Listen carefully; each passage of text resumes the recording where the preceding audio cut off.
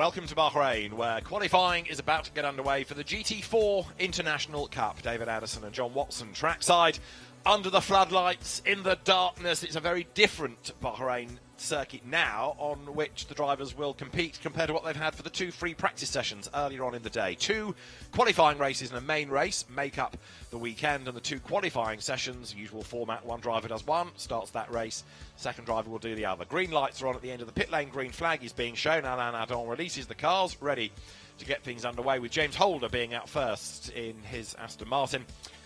Bahrain may not instantly be the most spectacular of places, but you come to the circuit, the light goes down, the floodlights come on, and it really does take on a whole new magic. Well, I mean, I was going to say, it just has become magical. It's like a fairy tale.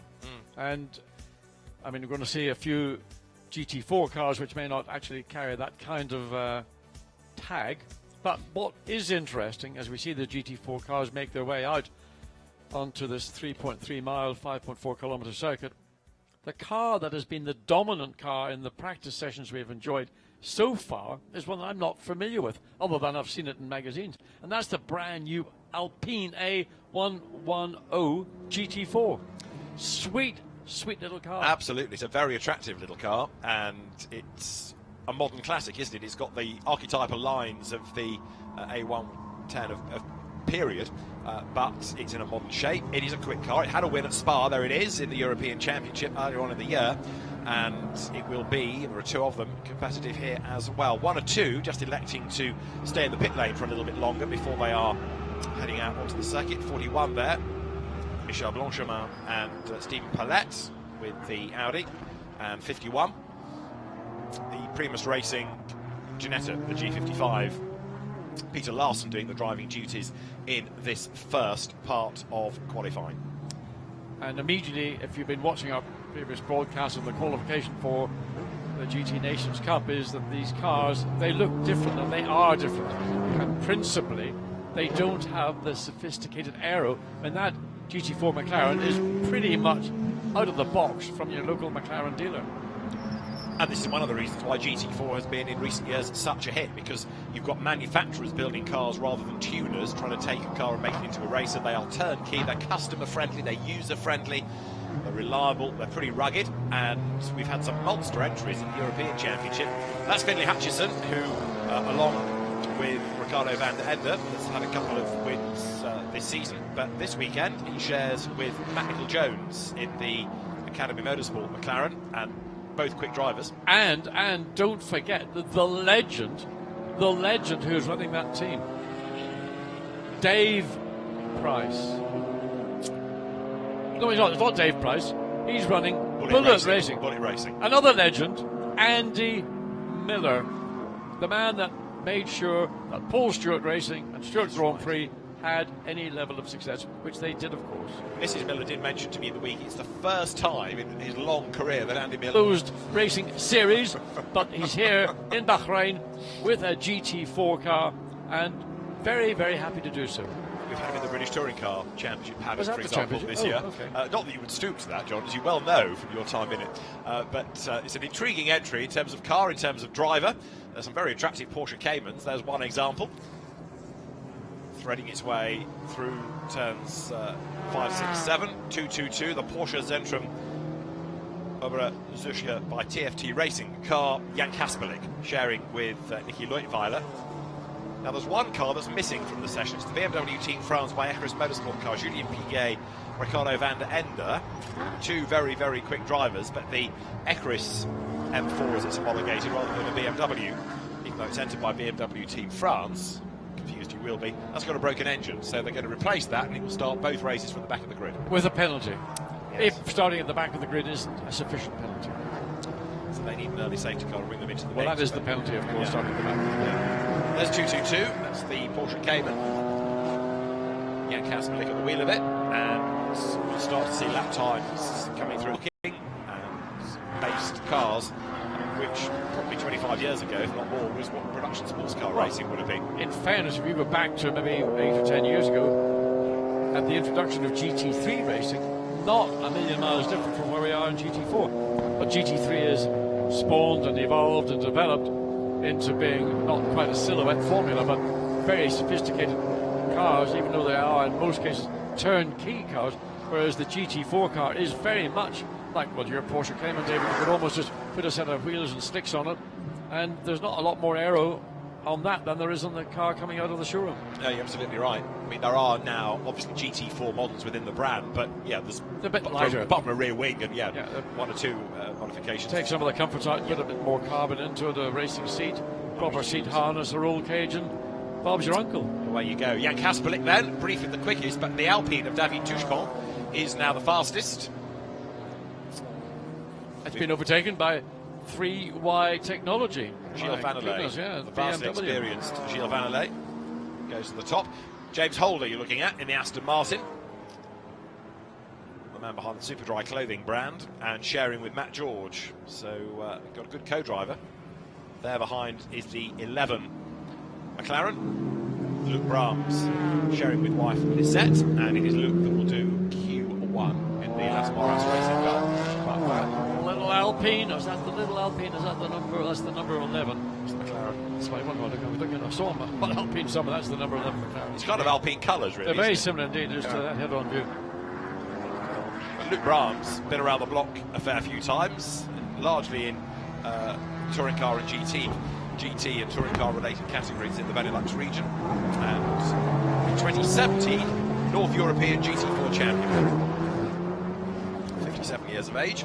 Fabien Michel for the Santalot Junior team is now the fastest. 2 minutes 12. These cars, of course, slower than their GT3 cousins. Fabien Michel sharing with Greg Gilver in the Audi. Yeah, the difference in lap time between the GT3 and the GT4, if you take the pole position, is about 13 or so seconds, but on average, let's say 12 seconds. And that fundamentally is through aero, through different tyre dimension, and to some degree the level of tune, the balance of performance that the GT3 cars run to. But this is, in essence, GT racing in its more pure form, because you could go to your Mercedes-Benz or your Aston Martin or whatever dealer and buy a car which is pretty much as you're seeing them here on track. So there, James Holder being reeled in on road by Luke Brahms, heading up towards the timing line. Audi's 1, 2, 3 at the moment, because you've got 4th, 5th Jan Kasperlik's Porsche, and Anton Hodson with his Maserati comes 6th. And there is another of the Alpines, number 26, that is David Touchepont.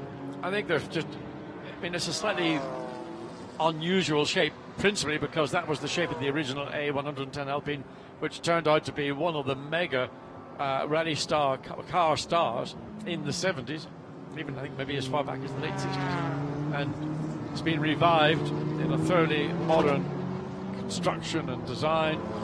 But it's got all the values and features in that it's got lightweight. GT3, we do in GT4. Track limit abuse as James Holder goes wide. Gilles Vanelay, who was the fastest, has had his lap time cancelled for track limit abuse. So the race director for this, Alain Adon, is being less lenient perhaps than the FIA race director for the GT Nations Cup. And that's shedding bits of bodywork or a sticker. It looks a bit of tape or something. It's strange. Was it on the circuit or was it something that came from the car? Let's look and see. Just catching the bit of debris coming from the rear of that BMW. Darren Jorgensen, the American driver at the helm of that car. There's an Alpine slowest, Pierre Sancinena. That should be a lot quicker than that as the session wears on. There's the sister car, number 26, of David Touchepont.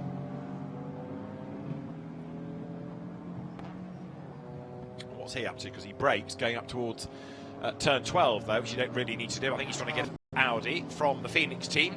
Is now the fastest, 2 minutes 11.555 from Fabien Michel's Santalot Junior team, Audi R8. And again, when we pick up an Audi on track, you'll see how much more, there is one, the Phoenix car behind, how much more standard they look. But what's going on, there's an awful lot of slow bicycle racing here. Yeah, there's a McLaren just coming out of turn 13 rather slowly, and you can see it running on the left of the track. Whether he's looking for track position or he just wants to get out of the way. If he wants to get out of the way, maybe by staying on the right would have been the preferred option. But he may be preparing to have another go, as we see the Audi. There's a punctured tyre on the Alpine. First we've seen all weekend. second. Yeah, that's going to be 36, isn't it? The car of David, 26 of David Touchebot, I would propose, or is it 30? Puncture somewhere. And he's trying to limp back, but that perhaps showing you what happens if you abuse the curbs too vigorously. Well, we don't know what caused it. I mean, there is stuff on the racetrack, rubbish on the racetrack, but frequently it is track abuse, track limit abuse, that you cut a tyre down, especially if you drop a wheel off at the end of a curb where there is a slightly sharper edge to a curb than there would be if you run it and come off the curb before you get to the end. What a smart red Cayman, hey? So there, out of turn one, is the Ethan Simeone, Andrew Danilov car, the two Canadians. If you go back quite a few years, you might remember Andrew from the early days of the Blancpain Endurance Series, when he went back to Canada. Had quite a large accident at the Nürburgring from memory. Went back to Canada and has been doing domestic races. There down the pit road limps Sonsinena to get the tyre sorted out. So what will that do to that set of wheels and tyres when you get a replacement tyre? Depends on what was the cause. Certainly the rear bodywork also has been dislodged. Whether that's the consequence of the tyre or whether that was an incident again, with only just 8.5 minutes of the session to go, and they're going to push it back into the garage and not really succeeding. Is it stuck in gear? Brake, but he doesn't want to roll, does it? You might be right about it being in gear. I don't know what it is. Very strange. Bits of tyre, bits of bodywork. It's in a guard. It's the inner rear guard. That might have come from the Alpine. That's down at turn 10. Right, new tyre goes on. And these are only 20-minute sessions. We've got 8 minutes to go, so Pierre Sonsinena has lost a huge chunk of time. And of course, no central locking on these, or certainly not on the Alpine. They've got 4 or 5 lug nuts that have all got to be done up one after the other. So compared to what you do with a centre nut a lot slower, you've got to put the nuts in the gun. I mean, some teams, if they were really with the program, would have those lug nuts. So Pierre Sonsinena sits there, awaiting his turn to go back out. 27-year-old who came from Formula Renault, but more recently has been a regular in the French GT Championship, sixth, in fact, in the GT France Championship this year, which runs to GT4 regulations. Double winner, so he's got pedigree. So is that just a little tap on that rear bodywork? I would get a bit of tape and I wouldn't even think about it. I'd make sure that it is secure, because if it's been dislodged, it's for a reason, and that reason might be for something a bit more than just a quick smack and hope that it's going to hold. Yeah, because all of this is taking time that they haven't got. Down to 6.5 minutes almost. Milan Dontje for the Phoenix team is quickest. He's in the pit lane. There, 42 is Fabien Michel, second fastest. He's bailed for the moment.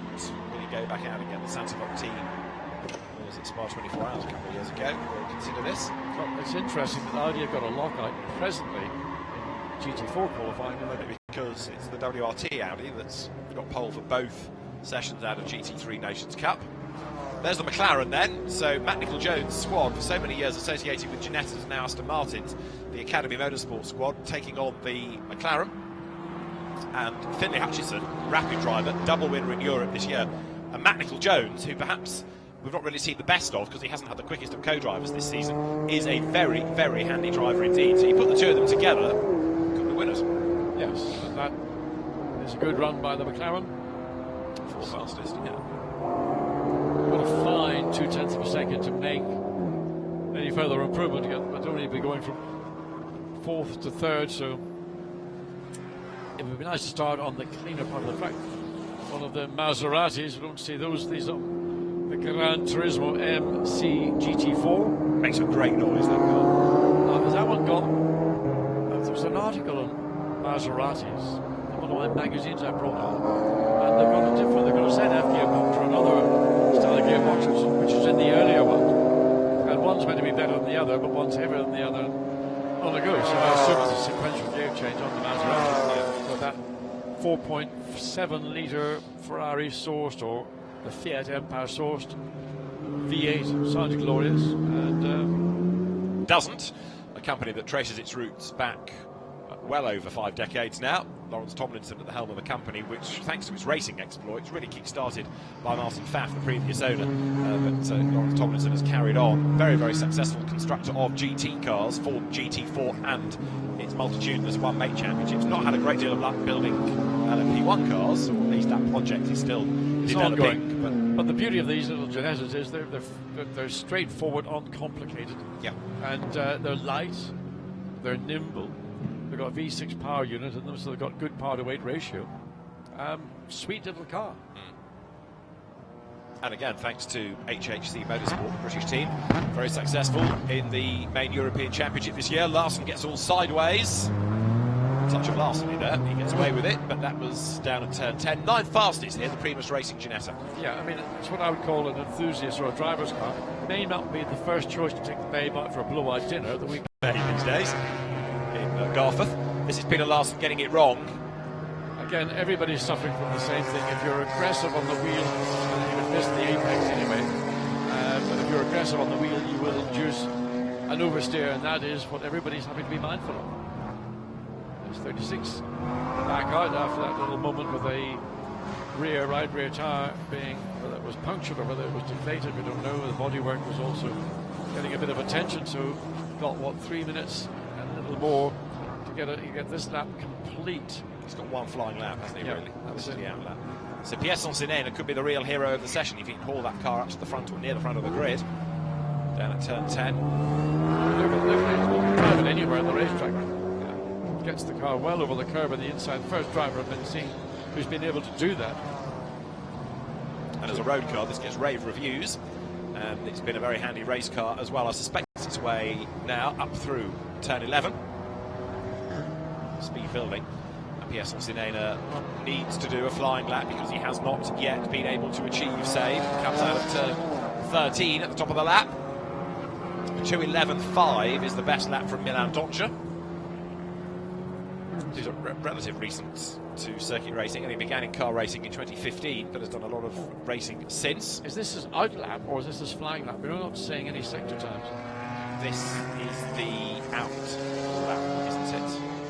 Well, we're not seeing it as sector time in sector 1, so I'm assuming it's an out lap. So let's wait and see when it comes across start finish line if it is actually a lap that timing and scoring hasn't caught up with, or whether it is actually, well, he's gone sector 3. Personal best in sector 3, but that's understandable. He's not really done 6 Alpine up onto somewhere, well, let's say nearer to where we had anticipated being than where it's ended up so far. The last lap was a 7-minuter, which includes the pit stop, so it was the out lap.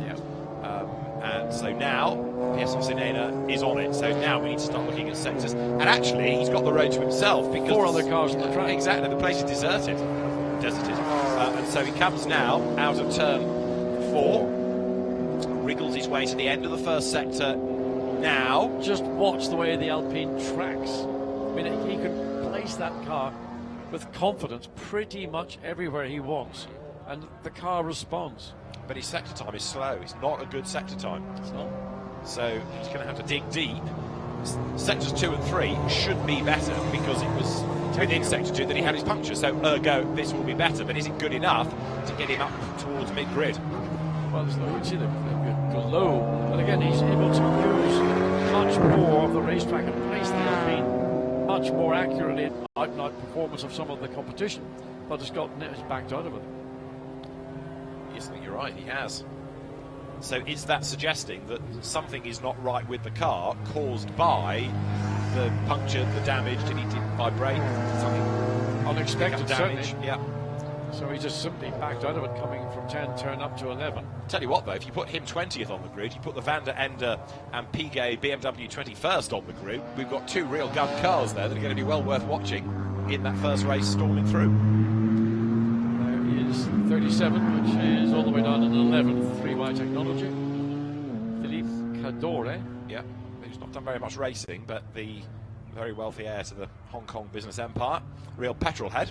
These days has a Hong Kong license, who's found more racing opportunities in Asia than he did in the UK. The money ran out, so Dan Wells. I mean, once you get over that concept, you can go out there, make a great career for yourself, have a lovely lifestyle, maybe on top of it, fulfill fulfilling the dream. Yeah, indeed. And Dan has done that in single-seaters and sports cars and touring cars.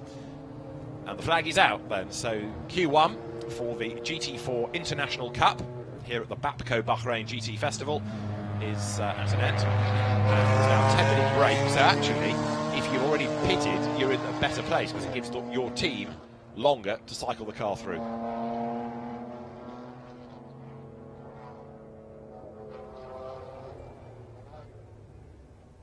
The job went out, only did 4 laps, quickest by 0.6 of a second. Save everything.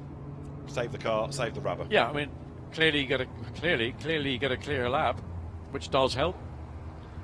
Didn't either abuse or need to do things to compensate for certain aspects of the circuit. And I mean, to be 0.6 of a second ahead of another Audi, and a further 0.9 of a second ahead of the third place Audi. So something very special indeed went on with Milan Donce in that Phoenix Racing sister car, say 9/10 back on the sister car 1.6 seconds back on Milan Donce's time. That's mega. That's massive. It is. Then, of course, you factor in the second driver because in some cases you might have a slower co-driver than somebody behind you and it all balances out. But for now, fastest is Milan Donce for Phoenix Racing. Second for Santilloc, Fabian Michel. Gap between them 0.667 of a second. Third fastest Kasara Dest for Phoenix. Fourth Finlay Hutchison. So I think that's pretty good for the Academy Motorsport McLaren. Put Matt Nicol-Jones in the car. It's going to be well up there as Michel Blancpain gets out of his Audi that is 7th fastest behind Jan Kasperlik's Porsche 5th. And then Ethan Simeone's Porsche 6th. 7th is Blancpain. 8th, Jérôme Policon. Yes, him. Having his one-off race of the year. 9th fastest Peter Larson despite his slide. And 10th is the Razzoon More Than Racing Porsche of Konstantin Schürrle. Now, Stephen Patrick in the Dave Price run Bullet Racing Mercedes 16, so that's the one that Andy Merritt will take over. And he's going to hop into that one. Yeah. He was easing the balls of his feet this weekend, looking all happy as usual. Steve Palette, who's done some Porsche racing, psyching himself up, look, in the Audi, ready to go, of the Santilloc Junior team. Another experienced driver, French GT, Carrera Cup, NASCAR Euro Series, you name it. V2V Endurance Racing as well. So Stephen Palette ready to go. It will be 20 minutes again, of course. This, we will be getting underway in 6.5 minutes' time. And 33, oh dear, Stephen Patrick is having his pit lane speed investigated. And if Price, he's been there so many times. He knows how to handle stewards. Wouldn't he like to be a fly on the wall when he gets there? He'll have them be just like a knife through hot knife through butter. That's it. No problem for Dave Price. A remarkable enthusiast. I mean, he doesn't have to keep coming to do this, but he just loves racing, doesn't he? The reason you work, Dave is at a pensionable age. The thing you'd never ever do if you've had a life in a profession like motorsport, why do you want to retire? Yeah. Retirement's the worst thing you can do. If somebody's prepared to give you a role or give an opportunity, pay to be involved, take it with your both hands. Wonderful life. At the SRO Awards last year, he bumped into Lawrence Pierce, who'd run the Lister team for so many years. And it was just like they were back in the paddock because they were arguing about whose cars were quicker and lighter and who was looking at the grey area of the regulations, even though, this was sort of 20 years on since they last came across each other in a paddock. But the racing instinct was still there. Interpretation. Indeed. That's what it's all about, interpretation. Now, as the floodlights are on and the natural light has just about gone here in Bahrain, we have got another qualifying session for GT4. We've got Historics qualifying and then the first race later on in the evening of the FIA GT3 Nations Cup. And if you want to get ahead, get ahead. Teams prepare themselves for Q2. And this GT4 International Cup. Another event. We've had the Sprint Cup in addition to the European, Central European and French GT4 Championships, plus of course a very successful GT4 class in British GT. Categories booming right now. Franz Verschoor overseeing the McLaren there, and the number 250, BMW of the Americans, Darren Jorgensen and Brett Storm. They've had quite a bit of racing in Australia in the last 12 months to spread their wings. And very shortly, we'll get the green flag waved and we'll be back in business for Q2. Just interesting looking at the front of the BMW, the little turning vanes that have been attached to the front bodywork. You know, it's the beginning of what we saw, 10 years ago with GT3. I wonder in 5 years' time when we come back to commentate on this event, David, will the GT4 car be pretty much approaching the lap times of what we're seeing in 2018, the GT3 cars? I probably think they're not going to be a million miles away. You might be right. And could we have a GT5 or a GT6, which is for your really well, bog we've got GT2. That's right, that's coming back, coming in by name. Yeah. 2019. As Matt George, good to go in the Aston Martin. Very, very talented young British driver, Matt George, so he's going to be one to watch in this session, I would offer you. And as the... that looks great, doesn't it? It does, yeah. Wouldn't it be a laugh if just when we flick the light switch off, just to see what the reaction would be in the pit lane? Pandemonium.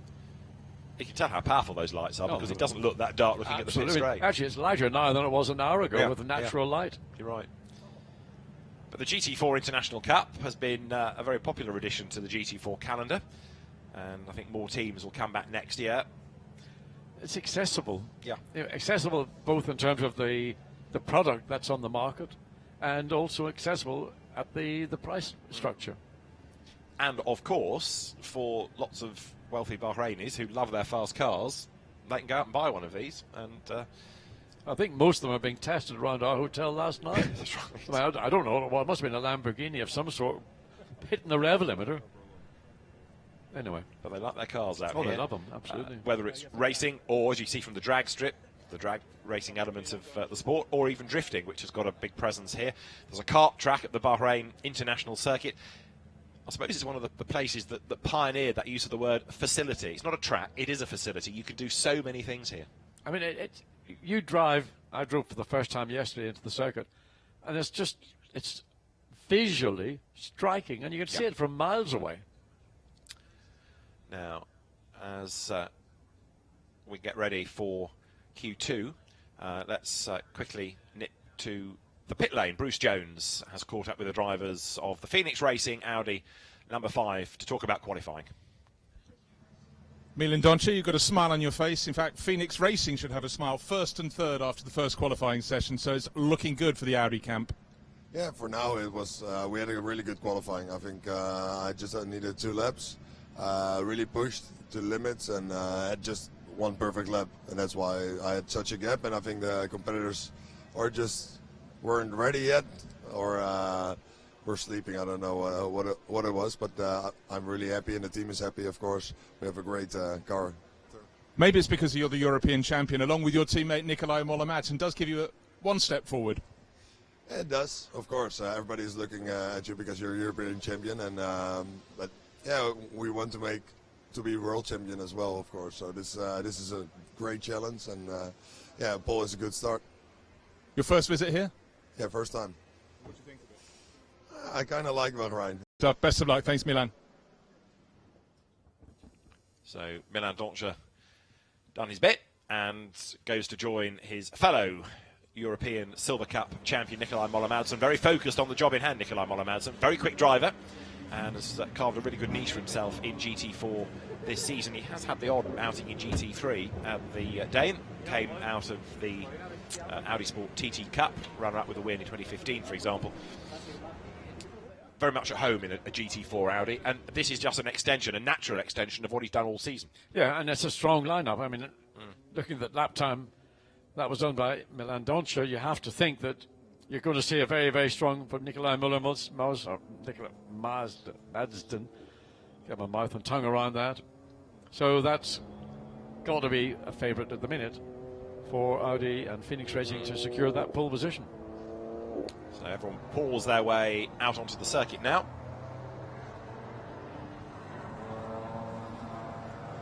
An element of weaving to try and generate the warmth in the Pirelli tyres on which everybody runs. There then, Matt George, number 44, Aston Martin. He's raced in both Britain and France this year within GT4.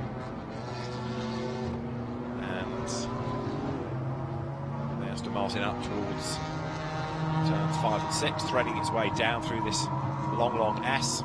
And again, for many of these drivers, first time they've been here, so every lap is critical because it's adding to their knowledge of the circuit. Yeah, I mean, it's a major circuit. It's a long circuit, 3.3 miles rounded, 5.4 kilometers, and it's a technical circuit. The middle sector of the circuit, certainly in the exit of 4, which is the end of part of sector 1, all the way down into turn 8. Easy to get it all wrong. Coming here up through 9 into 10. Another part of the racetrack, one of the maybe more difficult parts, finding your braking zone, not being aggressive on the brake pedal when you do hit it, not to get the car unstable because you're turning and braking and there's a slight off camber at the same time. Then this sort of back straight which leads into turn 11, one of those long corners, it is actually much tighter when you stand and look at it than you see it again on screen. It opens up as you go through the corner, but then you've got to get the car back into position to make sure you make your apex into 12, which is maybe in some respects the quickest corner on the racetrack, but one that demands from the driver in the car commitment. Nicky Leutwiler, the 58-year-old Swiss driver in the Porsche. You can trace his career all the way back to the late 1980s when he started off in Carrera Cup. He had a spell racing in America, and Nicky Leutwiler has had a good year, again winning his class within the GT4 European Series. His McLaren is up towards the timing line. Then comes Matt George and will start a flying lap in a moment. And I suspect actually will not start a flying lap. This doesn't give the suggestion that it's going to be very rapid at all because he's still warming up his tyres, as also is Leutwiler behind him. So, but what a contrast to the GT3 cars, that they had enough tyre left to complete the flying lap and not suffer any degradation. It'll be interesting tomorrow to see how these cars fare because of course they're going to be racing in the morning first up, so it'll be a pretty warm adventure for them. They're going to get probably cumulatively the hottest of the conditions come race day, aren't they? Oh yeah, they will do. But it is interesting that everybody's being, I'd say, cautious and circumspect on this opening lap, 15 or 16 minutes and a little bit seconds remaining, but nobody looks like they're going for a serious run on whether they're on fresh tyres or whether they're on the set that was originally on the car for the first part of qualifying. I suspect they are the original set of tyres. Brett Strom you're riding with. Third gear for that corner surprises me. I would have thought it would be a lower gear, but maybe if you're trying you wouldn't drop lower. I'm assuming that at the pace he's running at, which doesn't look to me like it's a qualifying lap pace, there's so much torque with the BMW that you don't really need to use the lower gear, but if not for any other reason, to assist with the car braking. He's lifted way he's before cruising. turn It's 10. just lifted and cruised. Yeah. He's down to third gear, which would be the natural gear I would have thought that turn 11 would be. But just, he's just driving around, but not sufficiently quick to put too much load or heat into the tyre. And then coming into this, probably maybe the most enjoyable corner on the circuit, turn 13, because you've got to get the nose in, but if you get it in, then you've got that lovely exit to drive the car hard out of. It's just, everybody's just cruising around. Sailing on the underside. Picks up the pace, locks into the queue. Now there is number 5. That's Nikolai Moller-Madsen then. Turning his way up towards the timing line. We can't give you times at the moment, I'm afraid. The timing system has had a small meltdown in the heat. But we know that Moller-Madsen is going to be quick as he goes through. And look at that, 5 minutes of the session gone, and only now are people starting to really up the pace and think about a flying lap. Andrew Danilov just come out of the pit lane in the red Porsche Cayman up the road ahead. There it is. Well, it just happens to be in the wrong part of the racetrack and manages to get out of the way of the Audi as it clambers over the curb, trying to get out of the way of the Porsche. And maybe you're seeing a little bit maybe of the inexperience in some of the drivers, that when they come onto the track they have to be aware that there are other drivers out there and flying laps. So it is their responsibility in that respect to not impede that particular car. In this case it's the number 5 Audi, the car that has been pretty much the dominant car in qualifying so far.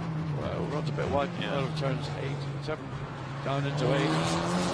And they've had a really impressive season within the European Championship as well, because they won some at Zolderrade, they won again at Brands Hatch. They scored victories towards the end of the season at Spa, so no wonder they were champions, because even if they weren't winning, they were banking the points. Moller Madsen and Milan Doncic, they made a good combination together, and that should prevail here as well, you would have thought. They look tiny. I mean, just comparing that to a GT3 car, absolutely, they look absolutely tiny. And that's, if you go to the showroom, that's physically quite a large car. You see one on the road and you go, wow. But you look at it, having seen a bewinged GT3 car, and it looks, like you say, it looks puny, it looks tiny. It doesn't look to have that wow factor at all, but it is. It needs to get a few cans of spinach, doesn't it? Yeah. Flex its muscles a bit. Look at the glow of those two tailpipes. The V10 engine hammering out. I mean, it's what, 400 odd plus horsepower in this configuration. Yeah, it's a decent bit of kit. So there is then Nikolai Moller Madsen. Apologies, we don't have laps or sector times, but we see Moller Madsen getting a little bit crossed up the curve he went. Comes now over the timing line and will try to improve from second. Does not. 2:12.082. But Gregory Gilbert has done a 2:11.7. That's the quickest time we've seen in GT4 qualifying so far this evening. And Gregory Gilbert, remember. Enzo Guibert is third, Nicky Leutwiler is fourth, Dan Wells fifth, Max Hesse sixth, but having his lap time cancelled for track limits. Seventh, Matt Nicol-Jones, eighth, the experienced Antoine Leclerc, ninth is Thomas Drouet, and Andy Merrick is 10th, as there is number 250, Brett Strom, the American, down at turn 1 now. Slightly disappointed, maybe I'm wrong, that the CMR, the little Alpine, is down only in 8th place, having been pretty much the dominant car in the free practice sessions that they had both yesterday and this morning. But he's not yet done a time, he's only just gone out. So car 3 times cancelled for track limits. Yeah, that was Max Hesse I was mentioning a moment ago, so he's going to drop from that 6th. There's your order. Santalok junior team top the times from Phoenix, with 3 wide from the Porsche Centre car of Nicky Leutwiler. Over the timing line goes number 42 once more, Greg Gilbert, and that was a 2:11.767. He was slower by 55,000, but compared to his earlier best. Keep an eye on Stephen Palette, Santalok junior team. Car 41 has just gone purple in Sector 1. That's fastest overall in Sector 1. If you look at the 88, and that's Thomas Drouet in the Mercedes ASP. So good time again from Palette, Sector 2 personal best, but probably his first flying lap of any consequence. Through goes Drouet, who shares with the boss, Jerome Policon, and that was a 2:13, a bit slower than what he had done earlier. Yeah, Palette's one to watch. So is Reinhard Koffler. He was a real gun in Formula Renault going back quite a few years. Matt George 14th, Piotr Kodzen is 13th, Andy Merrick, 10th at the moment. Koffler goes up to 11th. Yeah. I love these names. Razun, more than racing. Yes. So where is Palette? That's the one we need to keep an eye on. Number 41, Santalok junior team. He was down in the last sector, so he's gone 16th. Well, that's a disappointment. Yeah. It is a disappointment. Was that traffic, or was that just... there is number 5, which currently in 2nd place. It's Moller Madsen. There is 41, Stephen Palette. Andrew Danilov has gone 14th in the red Porsche Cayman. So yeah, something unravelled for Palette in the last sector. Now there is the number 41 Audi pressing on, and this car, Stephen Palette at the wheel of it, threading his way through traffic. That could be his undoing if he gets caught up in it, like he seemed to do in the last sector. Yeah, he's probably been given a bit of a free pass by one of the back markers letting him through. You can see the pace coming down the hill through turn 7. Gets into turn 8, bits of the national flag of whatever it is beginning to blow off. That's right, yes. Whatever the wrap. Oh, now that's a track limit abuse if I ever saw one. Way wide into and that's not far off it either. So all 4 wheels off, then tighten the line and go off the road on the other side of the corner. Interesting. Sorry, Steve. But we just There's the KTM of Reinhard Koffler going through, but he loses out on track to Stephen Palette. Again, great variety you get in GT4 these days. Well, I think that's what makes it a very attractive formula, because there are so many more options available, because they're very much production-based road cars. And there in KTM, first time we've seen it, was it Crossbow or KTM? It's KTM. KTM Crossbow, yeah. I mean, again, a sort of a boutique style GT4 car. Light, very nimble. Ford Cosworth turbocharged, or Ford 2.3 turbocharged motor in that. KTM, you really associate more with motorbikes, but as a brand, it has long been associated with GT4. Go back to the initial Crossbow, the open top car. You see the turbo, look at the old snail on the right hand side glowing absolutely. I mean, you wouldn't want to be 100 feet of that. Koffler comes through. Stephen Paddock goes quickest on a 2:11.191. Gets himself half a second up on his teammate Greg Gilbert. It's been a great afternoon for Audi, hasn't it? Because it's a 1-2-3 at the moment for Audi in this. Well, Palette needed that clear lap. He got delayed. And he had the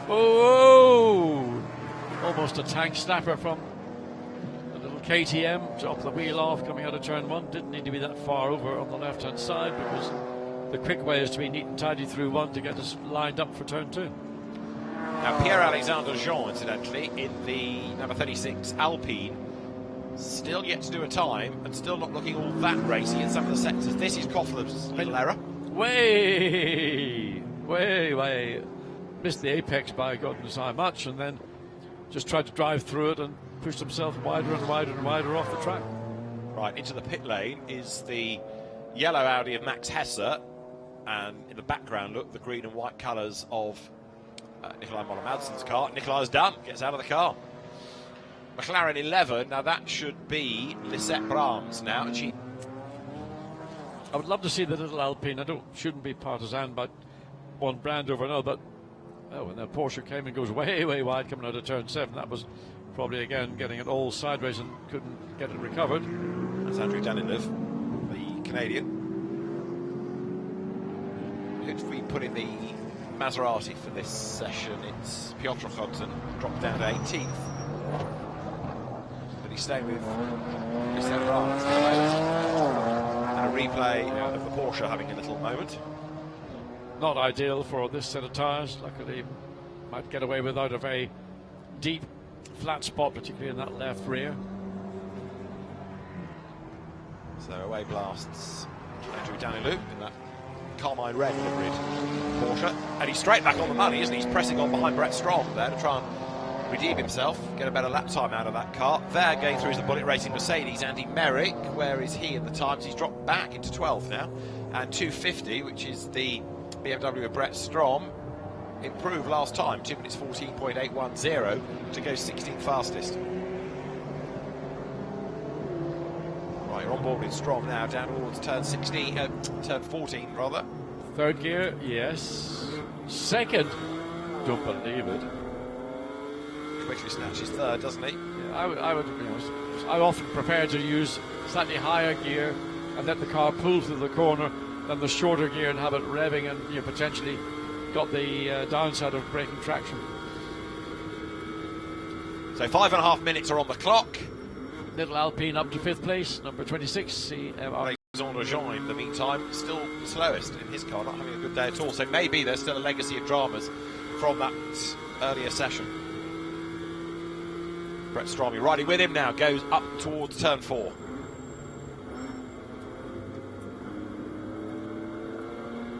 And turn 4 uses third gear, where in turn 14, which I would have thought was the slightly quicker of the two apexes, uses second gear. What do I know? We'll have to find No, second gear here for sure. Yeah.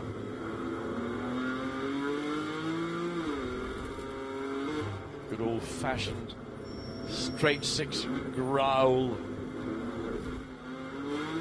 Ooh. And he knows he made a little error there. Well, he broke traction pretty quickly and easily, and comes up and past the Mercedes. Watch into turn 11.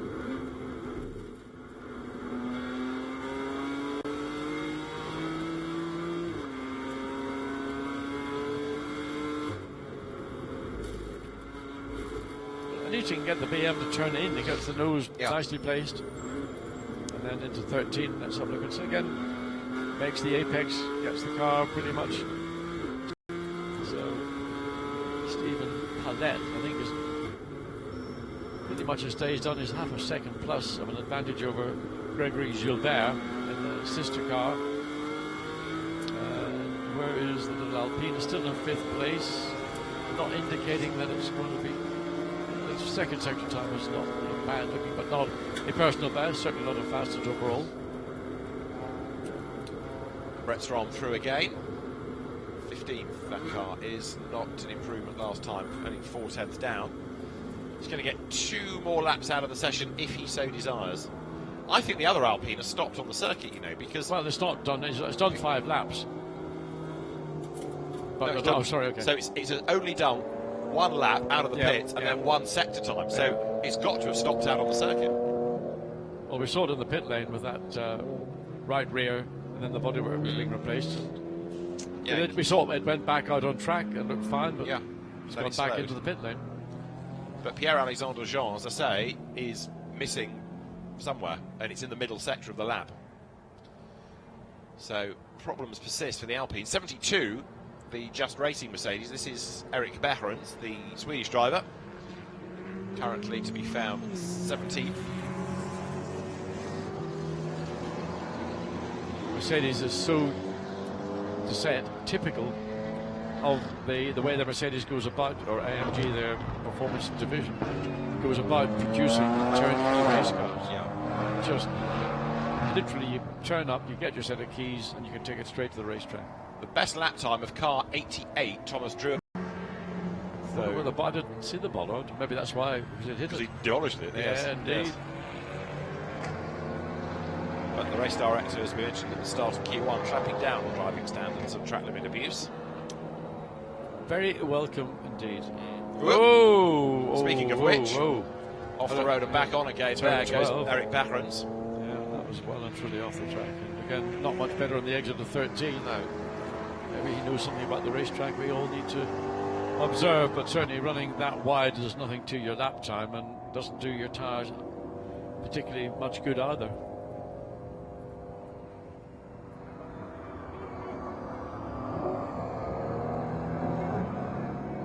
Behrens on pit, but he's going to try and brave it out for 1 more lap. The flag will be out within now 50 seconds anyway. Yeah, you only got number 15 BMW. Oh, sorry, they're under 250 BMW in 15th place. Makes us down into the pit lane. The McLaren still pounding around in 19th. That's a long way away. Yeah. That's surprising. Lisette Brahms at the wheel of it. We've got Am, Pro-Am and Silver Cup, incidentally, as well as the overall situation to look at, but you've got the different classes to concentrate on as well. Lisette Brahms with husband Luc. It's their son Max who's looking after the GT4 International Cup, as he also runs the European Series.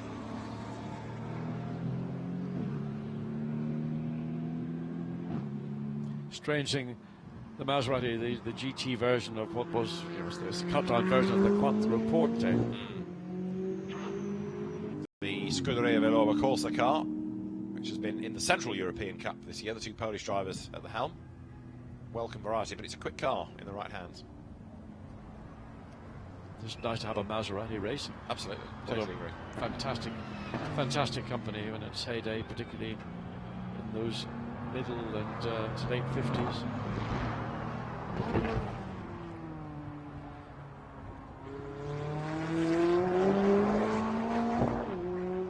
Best lap time of car 44 now being deleted. That's Matt George, who hit the bollard at turn 7 through the S's, in other words. And Eric Behrens there getting out of the way of the McLaren. So not many cars are still circulating, but Stephen Pallette, who has done the best time, has done a great job, and half a second quicker than the rest. Stephen is with Bruce Jones. Stephen Pallette, great job there, but real competition even with your teammate for Santalot Racing, first and second. Yeah, I'm really happy for the team. Greg make a good lap too. I'm happy because it's the first meeting for Mika Blancpain and me, and we are at the top for the beginning. It's pretty cool. Now it's just appetizer. We have the race tomorrow, and we will work this night to find a good compromise for the 1 hour of race. But I'm really happy, and thanks to the Santalot team. And it's pretty cool to be racing out here at Bahrain. Yeah, first time to the Emirates. Yeah, it's pretty cool. And the light, it's very amazing. It's better than in sunny weather. It's very particular, but I like it. It's cool. Excellent, well done. Thank you, Steve. This type of racing, and indeed to this circuit. But Stephen Palette then for the Sansalot team, taking provisional pole position. Yeah, pretty dominant by Yeah. 0.56 of a second ahead of the second place car. So that's... Might need some sticky tape over his Porsche overalls before he gets on the podium, perhaps tomorrow as an Audi driver, but hey. So let's have a look at the highlights then of GT4 International Cup qualifying here in Bahrain. This 21 strong field, one of which BMW of Julien Piquet and Ricardo van der Ende missing qualifying because of a broken engine. That's being changed, but it will start at the back of the grid for the 2 races tomorrow. Peter Larson was one of the drivers having early incidents, got all crossed up with the Ginetta, and after a puncture, Pierson Senena's Alpine headed into the pit lane where the team looked at the damage, trying to get him back out on the track. The sister car, though, was absolutely flying, launching itself over the curbs, and as the pit stop cycled through and we got ready for Q2, it was Matt George that qualified fastest in Q1. So could Moller Madsen go top? Yes, he could initially, but then Greg Gilbert and then Stephen Palette got ahead of him in the end of 1-2 for the Sansalot junior team. Stephen Palette ahead of Greg Gilbert, Nikolai Moller Madsen third, and Reinhard Koffler's KTM was also getting on with the job. That would be 13th. The spinning Porsche of Andrew Danielou, 16th by the end of the session of Brett Strom's BMW. 15th, running very wide, Eric Behrens with his Just Racing Mercedes AMG GT4.